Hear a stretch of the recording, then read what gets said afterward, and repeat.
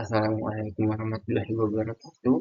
Perkenalkan, nama saya Rizal Harga Tahun dari program studi S1 Farmasi Universitas Tadulako dengan nomor sabuk B712305.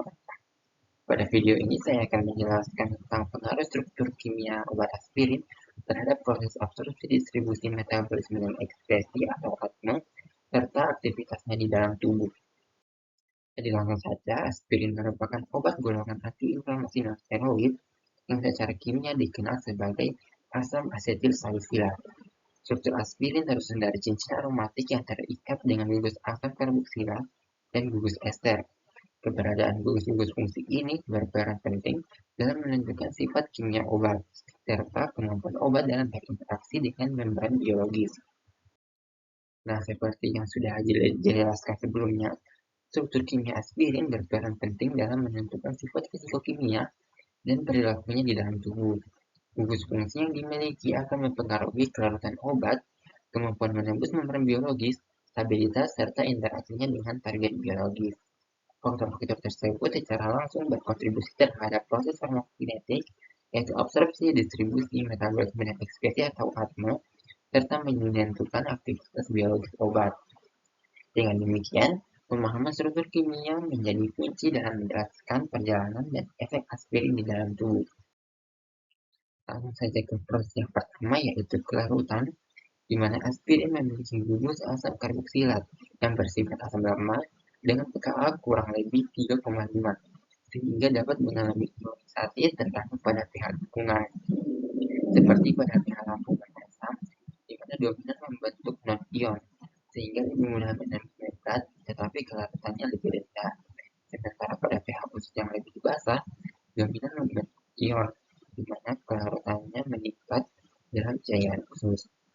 Selain itu, struktur aromatik pada aspirin berupa cincin benzen memberikan sifat lipofilik, sehingga membantu molekul obat untuk berinteraksi dengan membran lipid dan meningkatkan kemampuannya dalam menembus membran biologis. Lanjut ke proses yang kedua, yaitu absorpsi, di mana aspirin lebih mudah diserap saat dalam bentuk ion. Bentuk ini lebih lipofilik sehingga mudah melewati membran sel. Nah, sifat lipofilik dari aspirin ini tidak terlepas dari pengaruh struktur aromatiknya, yaitu cincin benzen yang meningkatkan kelarutan dalam lipid, sehingga membantu obat menembus lapisan fosfolipid membran. Nah, selain itu, pengaruh dari ukuran molekul yang kecil membantu mempermudah difusi asif melalui membran, sehingga tidak memerlukan transporter khusus. Nah, lokasi absorpsi dari obat aspirin dimulai di lambung, yaitu pada pH asam, kemudian dilanjutkan di usus paru yang luas permukaannya lebih besar. Lanjut ke proses yang ketiga, yaitu distribusi, di mana obat aspirin mulai masuk ke sirkulasi darah setelah diabsorpsi dan siap didistribusikan ke seluruh tubuh. Obat aspirin mulai berikatan dengan protein plasma, di mana sebagian besar berikatan dengan albumin. Ikatan ini bersifat reversibel atau bisa lepas kembali. Setelah ada ikatan dengan protein plasma, obat aspirin kemudian didistribusi ke seluruh jaringan, di mana sifat lipofilik membantu penetrasi ke jaringan, menyebar ke berbagai organ tubuh. Adapun faktor-faktor yang mempengaruhi distribusi obat aspirin antara lain yaitu lipofilisitas, di mana semakin lipofilik semakin mudah pula obat masuk ke jaringan. Ada juga ikatan protein, di mana semakin tinggi ikatan dengan albumin, semakin sedikit obat yang bebas yang dapat bekerja. Selain itu, aliran darah yang tinggi menerima obat lebih cepat tergantung dari organnya. Nah, lanjut ke proses selanjutnya, yaitu metabolisme, di mana aspirin memiliki gugus ester yang bersifat mudah mengalami reaksi hidrolisis, yaitu pemutusan ikatan oleh air, sehingga mengubah struktur kimia aspirin menjadi bentuk lain yang lebih stabil. Nah, hasil utama dari hidrolisis tersebut adalah asam salisilat, yang dimana metabolit ini juga berkontribusi dalam memberikan efek terapi, seperti antiinflamasi dan analgesia. Nah, proses hidrolisis aspirin ini tidak lepas dari peran enzim esterase, di mana enzim ini membantu mempercepat proses hidrolisis dengan membaca gugus ester secara spesifik. Adapun pengaruh struktur ester dalam aspirin juga menjadi faktor utama, di mana semakin mudah gugus ini dihidrolisis, maka semakin cepat pula obat mengalami metabolisme. Lanjut ke proses selanjutnya yaitu ekskresi, di mana aspirin yang memiliki gugus asam karboksilat dapat terionisasi menjadi bentuk bermuatan dalam cairan tubuh yang selanjutnya akan diekskresi melalui ginjal, di mana obat dan metabolit dieliminasi melalui urin, terutama dalam bentuk yang sudah terionisasi.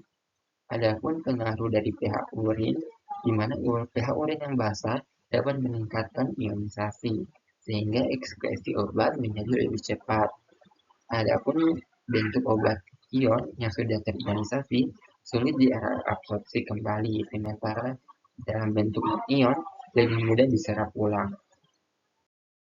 Nah, lanjut ke proses yang terakhir, yaitu aktivitas biologis dan stereokimia, di mana aspirin bekerja dengan menghambat enzim siklooksinase secara irreversibel. Gugus asetil berperan dalam proses asetilasi enzim sehingga menghambat pembentukan prostaglandin. Adapun pengaruh dari penurunan prostaglandin ini akan menghasilkan efek analgesik atau peredam nyeri, antipiretik atau penurun demam, antiinflamasi atau anti radang, serta antiplatelet atau mencegah penggumpalan darah. Adapun aspirin tidak memiliki pusat kirab, tidak memiliki enantiomer, sehingga aktivitas biologis tidak dipengaruhi oleh stereokimia.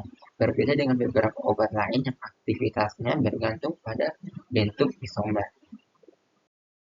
Nah, kesimpulan dari materi ini yaitu struktur kimia aspirin berperan penting dalam menentukan seluruh perjalanan obat di dalam tubuh, mulai dari kelarutan, absorpsi, distribusi, metabolisme, hingga ekskresi. Gugus asam karboksilat mempengaruhi proses ionisasi yang berdampak pada kelarutan dan ekskresi, sedangkan gugus ester berperan dalam metabolisme karena mudah dihidrolisis menjadi metabolit aktif. Struktur aromatik meningkatkan sifat lipofilik yang mendukung absorpsi dan distribusi, sementara gugus asetil menentukan mekanisme kerja obat melalui penghambatan enzim siklooksinase. Nah, selain itu, aspirin tidak memiliki pusat kira, sehingga aktivitas biologisnya tidak dipengaruhi oleh stereokimia. Nah, mungkin itu saja dari saya. Lebih dan kurangnya saya mohon maaf. Sekian, terima kasih. Assalamualaikum warahmatullahi wabarakatuh.